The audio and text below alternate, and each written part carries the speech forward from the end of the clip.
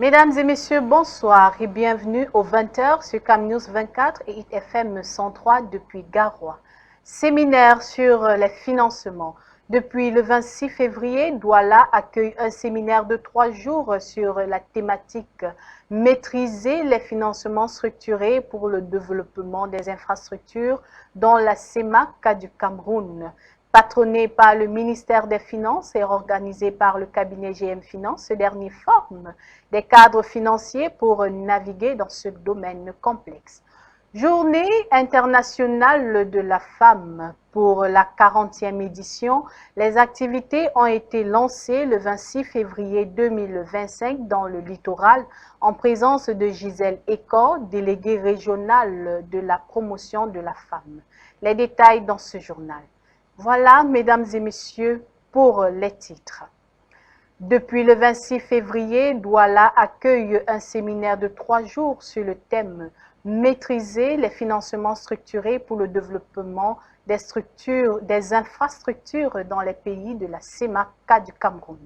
Sous le patronage du ministère des Finances et organisé par le cabinet GM Finance, cet événement vise à former des cadres financiers pour naviguer dans le paysage complexe des financements structurés. Plus de précisions avec notre correspondant Zobel Apollinaire. Bon. Le séminaire de 3 jours qui s'est ouvert à Douala se tient dans un contexte de défis économiques et financiers importants.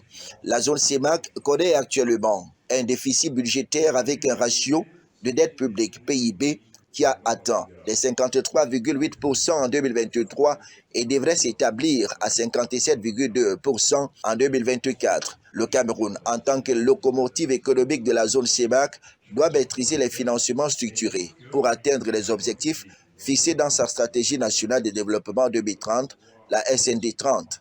Le pays a besoin de financements massifs pour développer ses infrastructures, notamment dans les secteurs de l'énergie, des transports, des télécommunications. Et pour avoir la liquidité, il faut sortir de sentier battu parce que le système sous-régional est un peu étroit pour pouvoir financer tous les besoins infrastructurels de la sous-région. Donc, il faut faire des financements. Nous avons organisé en collaboration avec le ministre des Finances, que je remercie. Nous avons organisé ce séminaire pour pouvoir apprendre à nos cadres de notre administration publique, mais également des banques, des institutions spécialisées dans les financements à long terme, de pouvoir comprendre, appréhender, maîtriser les financements innovants pour offrir les financements structurés, notamment en matière de titrisation, notation financière, PPP, produits dérivés, LBO, etc. Le séminaire vise à doter les cadres financiers des outils nécessaires pour naviguer dans le paysage complexe des financements structurés et pour développer des projets d'infrastructure dans la sous-région. La finance structurée, c'est le financement complexe d'un certain nombre de besoins qui ne sont pas des financements classiques, qui sont des financements, on va dire, un peu à la carte. Ce sont des financements à la carte qui sont spécifiques à un projet, qui sont spécifiques à une activité et dans laquelle donc on fait des montages complexes qui peuvent être, qui vont aller jusqu'à de la syndication à la mise en place des produits dérivés avec des sous-jacents qu'il faut financer. Les participants, que sont les cadres financiers, les experts en financement structuré, les représentants des institutions bancaires, ceux des entreprises privées, les représentants en charge de l'économie et des finances, vont bénéficier d'une formation approfondie sur les financements structurés et les meilleures pratiques en matière de gestion des projets et financement. Ce séminaire va permettre au Cameroun d'accélérer la réalisation de sa SND 30, d'améliorer la compétitivité économique, créer des emplois et améliorer la qualité de vie des populations, renforcer la résilience économique et améliorer la gouvernance. Le cabinet GM Finance a ainsi décidé de mettre son expertise et son savoir-faire au service des participants dans un contexte économique difficile pour les aider à comprendre les mécanismes de financement structurés et à développer des compétences pour mobiliser ces finances. À l'occasion de la 40e édition de la Journée internationale de la femme, Les activités associées ont été officiellement lancées le mercredi 26 février 2025 dans la région du Littoral. Cette cérémonie a eu lieu en présence de la déléguée régionale de la promotion de la femme, Gisèle Caroline Econ. Les détails avec Zobel Apollinaire.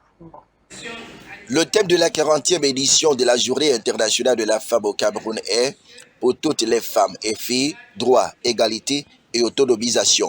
Ce thème reflète la volonté du gouvernement camerounais de lutter contre les discriminations envers les femmes et les filles en promouvant leur éducation, leur émancipation et leur participation pleine et entière au développement du pays. Le Cameroun a fait des progrès significatifs dans la promotion des droits des femmes, notamment en matière de droit de vote, de participation politique, d'accès aux postes de responsabilité, aux carrières scientifiques, économiques et militaires. Cependant, des défis persistants subsistent, tels que les stéréotypes liés au genre, les inégalités socio-économiques et les discriminations structurelles. Pour surmonter ces défis, le gouvernement camerounais a adopté des mesures institutionnelles, législatives et réglementaires pour répondre aux problématiques spécifiques que rencontrent les femmes. Ces mesures s'inscrivent dans la continuité des 12 domaines prioritaires définis par le programme d'action de Pékin et visent à promouvoir l'égalité des sexes qui occupe le 5e rang des 17 objectifs de développement durable. La réussite de la 40e édition de la Journée internationale de la femme dans la région du Littoral nécessite que ces dernières respectent les valeurs républicaines telles que le respect des lois et des institutions, la culture de la paix et du vivre ensemble, la participation, le patriotisme, l'unité nationale, le bilinguisme et le multiculturalisme. Dans la ville de Garoua, l'association Filles et Femmes du Nord, Actives du Nord, AGFAN, a lancé une campagne de sensibilisation de la population face aux dangers de la consommation de drogue. Ciblant particulièrement les jeunes et les femmes, cette initiative vise à promouvoir des choix de vie saine. Bobakari Adama. L'engagement social prend forme à travers une initiative cruciale dans la ville de Garoua. L'Association des jeunes et femmes actives du Nord, connue sous l'acronyme AGFAN, vient de lancer une campagne de sensibilisation audacieuse pour lutter contre la consommation de drogue dans la région. Cette campagne vise à éveiller les consciences sur les dangers liés à la consommation de drogue en ciblant particulièrement les jeunes et les femmes à travers des affiches percutantes et des rassemblements communautaires à transmettre un message fort. La prévention est essentielle. Des sessions d'information et des ateliers sont organisés pour sensibiliser aux risques associés à la consommation de drogue et promouvoir des alternatives saines. Ces initiatives visent non seulement à éduquer, mais aussi à renforcer les liens communautaires. Une étude de terrain avant de lancer cette campagne de sensibilisation. Nous avons initié une stratégie fixe en travaillant avec les différentes autorités traditionnelles comme les Lawandes par exemple. Nous avons eu à travailler avec beaucoup de Lawandes dans les 3 arrondissements de Garoua et nous avons fait aussi les porte-à-porte. Nous avons sensibilisé les parents. On a eu beaucoup de causeries éducatives avec cette jeunesse. AGFAN prône le message que chaque voix compte dans cette lutte commune. La solidarité et l'éducation sont les clés pour bâtir un avenir meilleur, loin des pièges de la toxicomanie. Mieux que moi, le phénomène de consommation de drogues stupéfiantes, ce n'est pas un phénomène qui est spécifique à Garoua, c'est un phénomène qui se passe partout. Et quand c'est les jeunes qui en parlent, c'est très encourageant, c'est une grande prise de conscience, c'est une appel de responsabilité. La campagne de sensibilisation d'AGFAN est un pas important vers un Garoua plus sain et plus conscient. À Garoua, dans le nord du Cameroun, les jeunes s'investissent activement dans la lutte contre le VIH-Sida par des actions de sensibilisation de la communauté et en proposant des dépistages gratuits. Leur détermination à vouloir réduire la prévalence de cette épidémie dans la région fait la différence. Bobakari Adama nous fait le point. Dans la ville de Garoua, une initiative promoteuse émerge. Des jeunes se rassemblent pour lutter contre une épidémie qui touche des milliers de vies, le VIH-Sida. Cette association, créée par des jeunes motivés de la ville de Garoua, a pour objectif de sensibiliser la population sur les dangers du VIH-Sida. Ils organisent régulièrement des ateliers et des séances d'information pour éduquer leurs pairs. Les campagnes de sensibilisation se déroulent dans les quartiers où les membres de l'association distribuent des brochures et échangent avec les habitants. Leur message est clair, la prévention est la clé. Forme de concertation, d'intervention, de toutes les interventions que nous menons en direction de la lutte contre le VIH/SIDA chez les adolescents. En plus de la sensibilisation, l'association organise des campagnes de dépistage gratuites. Ces événements permettent aux jeunes et aux adultes de connaître leur statut sérologique et d'accéder à des conseils adaptés. Dans la ville de Garoua, cette association incarne l'espoir et le changement. On pouvait m'enseigner des nouvelles trucs pour me battre contre le sida. On m'a sensibilisé contre le sida. On m'a parlé comment... La ville de Kaélé, chef-lieu du département du Mayokani, a récemment vibré au rythme de la culture. L'Assemblée générale du Forum Mundang Cameroun-Tchad a eu lieu avec pour objectif de renforcer les liens d'amitié entre le Cameroun et le Tchad. Cet échange culturel a permis aux participants de partager leur vision et de préparer un festival mémorable. Reportage. Bienvenue à l'Assemblée générale qui marque le coup d'envoi du Forum Mundang, un festival culturel qui célèbre les richesses et les talents des cultures Mundang du Cameroun et du Tchad. Les membres de la communauté Mundang se sont rassemblés ici pour discuter des préparatifs de ce festival unique. L'objectif est clair, mettre en lumière les traditions, les arts et les talents de deux pays. Lors de cette assemblée générale, plusieurs intervenants ont pris la parole. Ils partagent leurs idées sur la manière de faire du Forum Mundang un événement mémorable qui unit les cultures et renforce les liens entre le Cameroun et le Tchad. Nous allons la citer en exemple pour éduquer nos filles au courage et à l'abnégation afin que le chemin tracé par Evodia soit suivi par d'autres filles pour contribuer au développement de notre pays par le maintien de la paix. Le festival mettra en avant une variété de performances artistiques allant de la musique traditionnelle aux danses folkloriques. Les artistes se préparent avec passion pour émerveiller le public. Le Forum Mundang s'annonce comme un événement riche en couleurs et en émotions. En célébrant nos talents culturels, nous renforçons notre identité et nos liens d'amitié entre le Cameroun et le Tchad.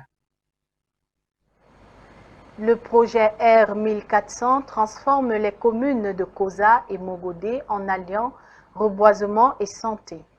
Les habitants bénéficient d'un environnement plus sain et d'espaces favorables au bien-être. Cette collaboration ouvre la voie vers un avenir meilleur. Boubacarry Adama nous fait le point.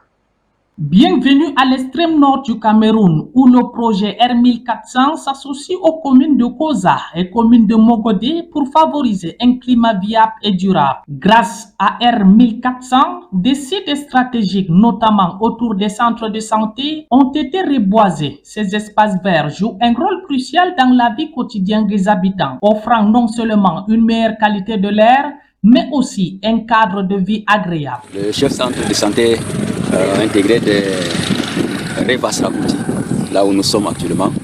Et je remercie vraiment ce système de mise en place de reboisement des centres de santé tel que je vois. Et nous avons actuellement beaucoup d'espèces d'arbres. Les centres de santé sont au cœur de cette initiative en créant des environnements sains. Le projet contribue à améliorer les conditions d'accueil pour les patients et le personnel médical. Merci. Ici, c'est la commune de Koza. Nous sommes sur un des sites reboisés. C'est l'endroit qu'on appelle ici chez nous la terrasse. Et il n'est pas le seul endroit sur l'aire communale, mais c'est le plus important. Ici, nous sommes à Mogodé. Moi, c'est le maire de la commune de Mogodé, à l'extrême nord, Cameroun. Nous sommes sur le site de Guamanzao. Et avec quelques pieds de calcédra, comme vous voyez derrière moi, nous avons fait le regarni grâce à la convention de partenariat que nous avons avec l'Union européenne. Pour maximiser les impacts du reboisement, des sessions de formation ont été organisées pour éduquer la population sur les atouts du reboisement sur la santé et le bien-être. Le partenariat entre le projet R1400 et les communes de Koza et Mogodé illustre parfaitement comment l'engagement communautaire peut créer des changements durables. Ils bâtissent un avenir plus vert et plus sain pour tous. Dans l'extrême nord du Cameroun, l'enthousiasme est palpable avec l'arrivée du projet SUID qui offre un soutien crucial aux élèves des établissements scolaires. Cette initiative vise à renforcer l'éducation et à favoriser le développement des jeunes talents dans la région. Un souffle d'espoir renaît. Plus de précisions avec Roméo Benyala. C'est toute la région de l'extrême nord Cameroun qui salue avec beaucoup d'émotion le projet Suède, un projet régional d'autonomisation des femmes et dividendes démographiques au Sahel. Ce projet, actuellement mis en œuvre par le gouvernement camerounais, a bénéficié d'un crédit de la Banque mondiale et de l'assistance technique de l'UNFPA-PI. Les élèves filles des écoles primaires et du secondaire en sont des bénéficiaires directs. Je viens de recevoir un cadeau de sac. Il y a le cahier, le bic, le taille-crayon, le crayon même. Il y en a le calculatrice, il y en a le gomme, il y en a le lampe. On m'a donné ce cadeau pour que j'étudie bien. Le besoin d'améliorer le niveau scolaire des jeunes filles est réel dans cette région. Le besoin se fait sentir parce que nous sommes dans une zone là où il n'y a pas la lumière. Bon, les parents se battent avec les lampes traditionnelles qu'on achète sur le marché. Et je crois qu'avec ces kits, ils vont poursuivre les études sans problème. Ainsi, plus de 15 000 kits sont à distribuer dans les localités les plus exposées à la pauvreté dans la région. À Méry, arrondissement situé à une quarantaine de kilomètres de Maroua, les bénéficiaires ont été servis. Avant cette kit, c'était difficile parce que souvent on coupe le courant et s'il n'y a pas le courant, on ne suit pas. Ça a encore de m'aider vraiment parce que je l'ai avec, même s'il n'y a pas le courant, ça m'aide. Toutes ces choses qui sont dans le sac là est important.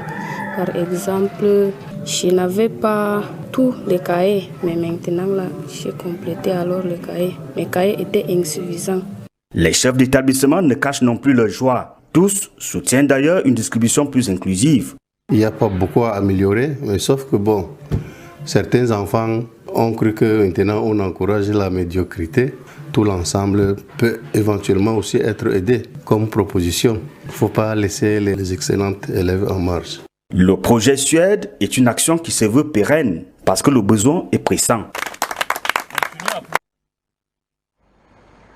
En sport, le titre de champion honorifique de la phase aller sera disputé ce week-end entre Colombe du Sud, Gazelle FA et Coton Sport de Garoua. Si l'Oiseau du Sud triomphe face à PWD de Bamenda lors de cette 14e et avant-dernière étape, il pourrait être couronné champion.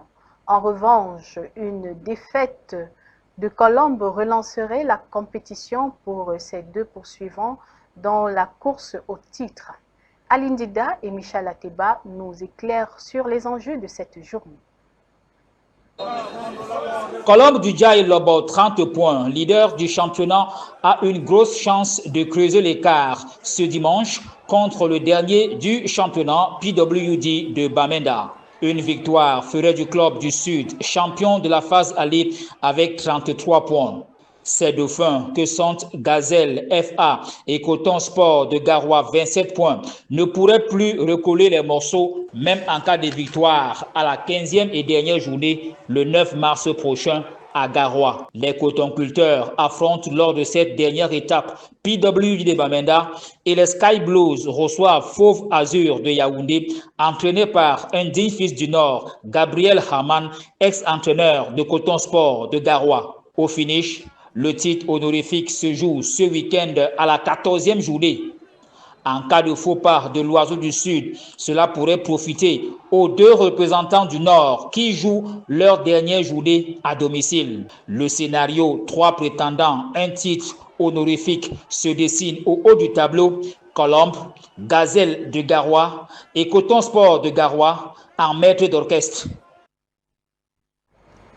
Toujours en sport, l'Union sportive de Douala, avant-dernier au classement, affronte le 10e ce week-end en match avancé de la 14e et avant-dernière journée. Une affiche qui marque aussi l'entrée en scène de Bonaventure Ndjoken, le nouvel entraîneur du club. Malgré le déséquilibre au niveau du ranking, cette rencontre revêt un enjeu particulier. Aline Dida et Michel Ateba pour l'avant-match. 10 jours après son arrivée au sein de l'Union sportive de Douala, Bonaventure Ndjoken livre ses premiers mots et opère sa première autopsie. En 10 jours, j'ai essayé de corrigé ce que j'ai pu.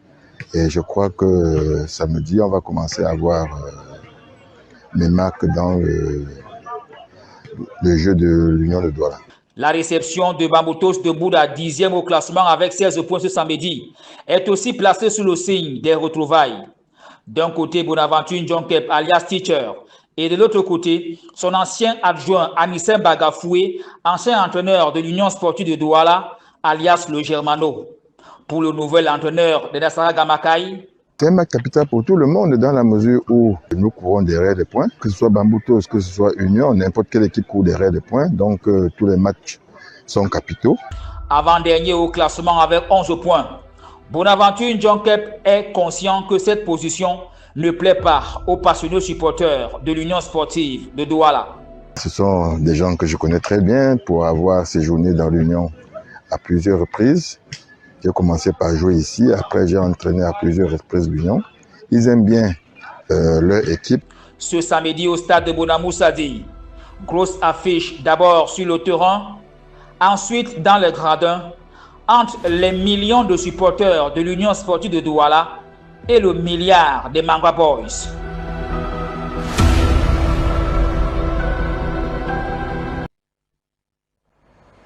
Voilà, mesdames et messieurs, c'est la fin de ce journal sur CamNews 24 et ITFM 103 depuis Garoua.